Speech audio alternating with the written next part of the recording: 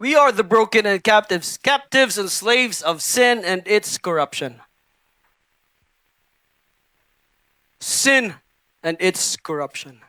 Number one sin dito sa Japan is itong greed. Greed. People just want to have more. More and more and more. Meron ka naman sanang pera, kaya it's not enough. Never enough.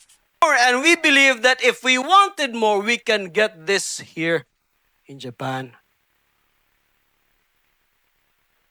Parang hindi na tayo mabubuhay sa 10 lapad. Right? Jumang.